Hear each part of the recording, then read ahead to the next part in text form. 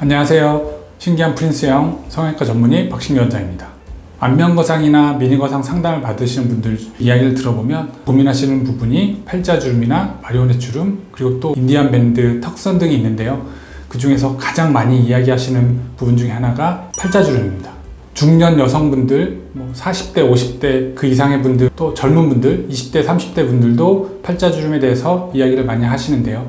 팔자주름의 원인은 어떤 것들이 있고 또 이를 해결하기 위한 수술은 어떤 것들을 하면 되는지에 대해서 오늘 살펴보도록 하겠습니다.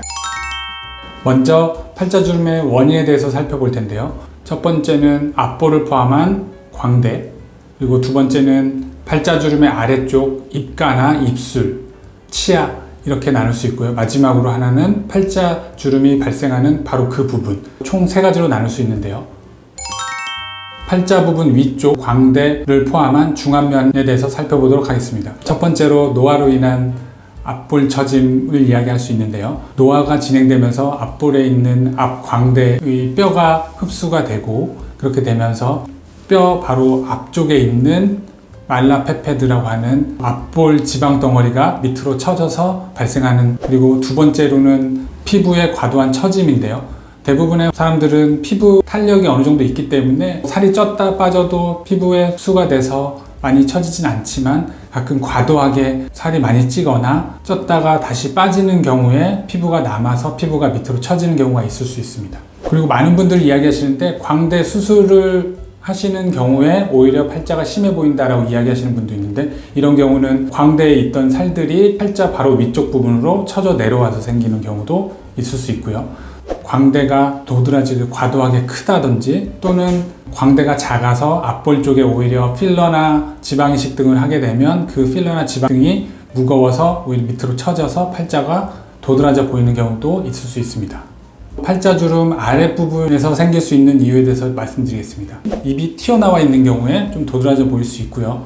또 과도하게 입술에 필러를 맞거나 이런 분들의 경우 입술의 필러 때문에 팔자주름이 접혀 보이는 그 경우가 있을 수 있습니다. 팔자주름 자체에서 발생할 수 있는 이유에 대해서 이야기 나눠보도록 하겠습니다. 팔자주름의 시작하는 코 옆볼 쪽을 보면 그쪽 부분이 과도하게 꺼져 있는 분들이 있습니다. 그 이유는 광대에서부터 상악골까지 뼈가 연결되어 있는데, 상악골이 더 들어가 있다면 광대에서 상악골을 연결하는 부분에 피부들이 갈 곳을 잃고 지탱할 수 있는 힘이 없어서 밑으로 처지기 때문에 팔자주름이 도드라져 보입니다. 어렸을 때부터, 사춘기 이전에서부터 팔자주름이 도드라져 보이는 분들이 여기에 해당한다고 생각하시면 될 것 같습니다.